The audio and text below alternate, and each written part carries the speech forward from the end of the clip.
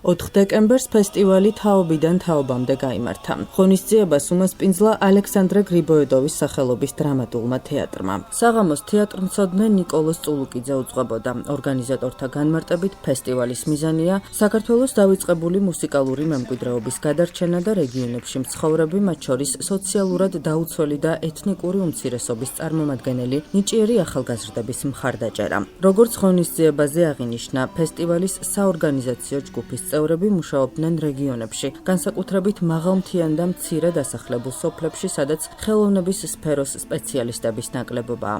ღონისძიების მონაწილეებმა ლექსები, სიმღერები და ქორეოგრაფიული ნომრები წარმოადგინეს. ამ პროექტში მონაწილეობას ღებულობენ ჩვენი აღმოჩენილი ნიჭიერი ქართველი ადამიანები, ასევე სხვა ეროვნების ადამიანები, რომლებიც საქართველოში ცხოვრობენ და განსაკუთრებულ ნიშს ამჟღავნებენ ხელოვნების სხვადასხვა დარგში. დღეს სიახლე ის არის, რომ შევეხეთ საპატრიარქოს სკოლებს, საკვირაო სკოლებს და გამოფენაზე გამოვიტანეთ ერთ-ერთი სკოლის ნამუშევარი, საპატრიარქოს სკოლის ნამუშევარი. ასევე დღეს სიახლე ის არის, რომ მწერალთა კავშირიდან გვყავს არჩეულებრივი წარმომადგენლები, საპატივცემულო ხალხი, პოეტები, რომლებიც განმარტავენ ქართველური დიალექტის მქონე ენებს, ასე ვთქვათ, სვანურს, მეგრულს და ლაზურს. იქნება განმარტება ამათი, რომ ახალგაზრდებმა და მომავალმა თაობამ გაიგოს ზუსტად რა არის, რომ იკარგება ეს ენები, საშიშროება არის ამის, წარმოთქვამენ ლექსებს და შესრულებული იქნება სიმღერები. აღებულია ისეთი ნაწარმოებები, რომლებიც იქ სადღაც სოფელში ჟღერდება, შენახული აქვთ, მაგრამ გამოვლენილი საჯაროდ ეს არ არის. ასევე ცეკვებიც. ქართულ ენებში ამ ფუძე ქართული, სალიტერატურო ქართulis გარდა სათუთად უნდა მოვეპყრათ ჩვენ მეგრულ და სვანურ ენებს. ეს არის აუმღრებელი შენაკადები, რომელიც ერთვის ჩვენს ამ დედა ქართულს. ქალბატონმა ნატომ უდიდესი რამ მოიფიქრა. ის თანაბარი სიძლიერით ეფერება საქართველოს ყველა კუთხეს. ღონისძიების ფარგლებში გამოფენა მოეწყო. ექსპოზიციაზე ნახატები და ხელნაკეთი ნამუშევრები გამოიფინა. ღონისძიებაში მონაწილეობდა ზღვისუბნის წმინდა ანდრია პირველწოდებულის სახელობის ტაძართან არსებული სამრევლო სკოლა წმინდა ანდრიას სავანე. სამრევლო სკოლის მოსწავლეებმა სხვადასხვა თემატიკაზე შექმნილი ნამუშევრები წარმოადგინეს. სურს მოგილოცოთ ყველა ქართველს, ყველა მართლმადიდებლურ ქრისტიანს, ყველა წმინდა ღვთისმშობლის ტაძრების მოყვანების დღესასწაული.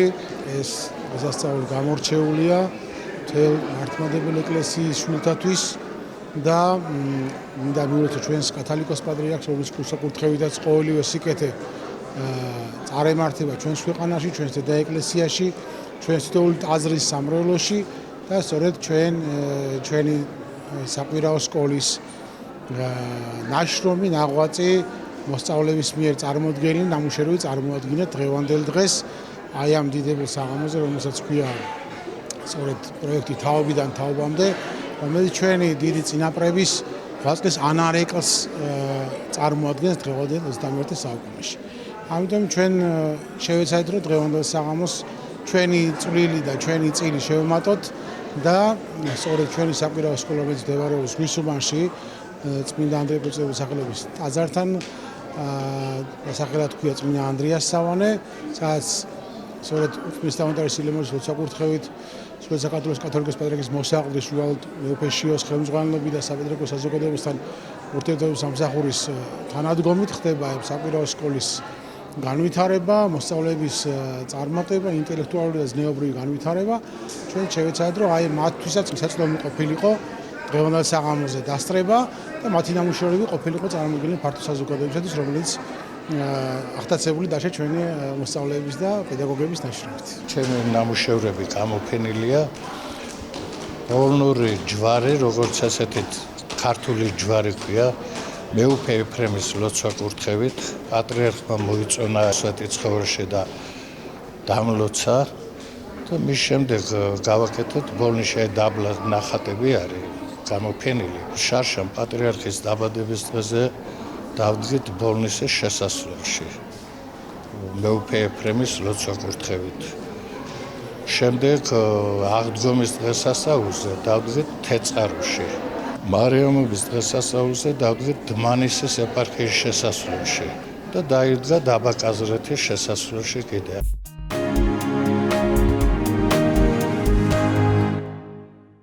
5 დეკემბერს ნიადაგის მსოფლიო დღე აღინიშნება. ამ თარიღის აღნიშვნას საქართველოს გარემოს დაცვისა და სოფლის მეურნეობის სამინისტრო შეუერთდა. გარემოს დაცვითი ინფორმაციისა და განათლების ცენტრის ორგანიზებით თბილისში ღონისძიება გაიმართა. აგრარულ და სამეცნიერო სფეროში მოღვაწე მკვლევრებსა და ახალგაზრდა პროფესიონალებს აკადემიკოს თენგიზ ურუშაძის სახელობის საპატიო სიგელები გადაეცათ. ღონისძიებაზე გამოვლინდნენ ფოტოკონკურსის ნიადაგი ურბანულ ქალაქებში გამარჯვებულებიც. აღსანიშნავია, რომ ნიადაგის მსოფლიო დღე გაეროს გენერალური ასამბლეის ინიციატივით 2014 წლიდან აღინიშნება. ჯანსაღი ნიადაგი ჯანსაღი ქალაქებისთვის. ასეთია 2025 წლის ნიადაგის მსოფლიო დღის გზავნილი. ნიადაგის მსოფლიო დღე გაეროს ეგიდით 2014 წლიდან აღინიშნება. ნიადაგების დაცვასთან აფერების შენარჩუნებას ძალიან დიდი მნიშვნელობა აქვს როგორც ზოგადად სოფლის მეურნეობაში, ისე საქართველოს სოფლის მეურნეობის განვითარებისთვის, განსაკუთრებით ამ ეტაპზე, როცა ძალიან მნიშვნელოვანი იქნება პროდუქტიულობის ამაღლება და მეტი შედეგის მიღწევა, როგორც წარმოების, ასევე ექსპორტის თვალსაზრისით. ნიადაგები არის საცოცხლოდ მნიშვნელოვანი კაცობრიობის განვითარებისთვის და ზოგადად დედამიწაზე ეკოსისტემის შენარჩუნებისათვის.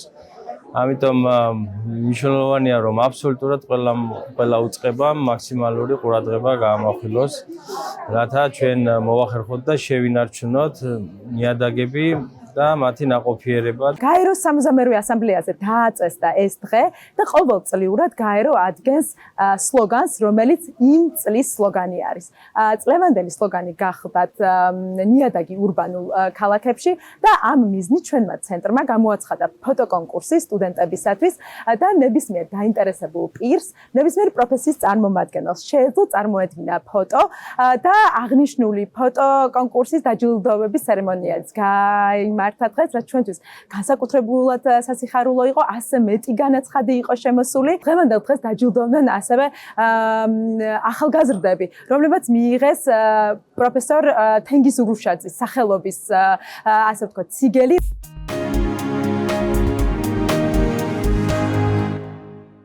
ქართული კლასიკური მუსიკის საღამოები დასრულდა. დასკვნითი კონცერტი თბილისის სახელმწიფო კონსერვატორიაში გაიმართა. ღონისძიებაში ცნობილი მუსიკოსები და შემსრულებლები მონაწილეობდნენ. კონცერტზე ქართველ კომპოზიტორთა ნაწარმოებები შესრულდა. ღონისძიება საქართველოს კულტურის სამინისტროსა და თბილისის მერიის მხარდაჭერით გაიმართა. კონცერტის ფარგლებში კომპოზიტორ მაკა ვირსალაძის ნაწარმოების პრემიერა შედგა. შეგახსენებთ, რომ ქართული კლასიკური მუსიკის საღამოები 15 მაისს თბილისში გაიხსნა. პროექტის ფარგლებში კონცერტები მთელი წლის განმავლობაში საქართველოს სხვადასხვა ქალაქში ჩატარდა. ორგანიზატორთა განმარტებით პროექტის მიზანია ქართული კლასიკური მუსიკის პოპულარიზაცია.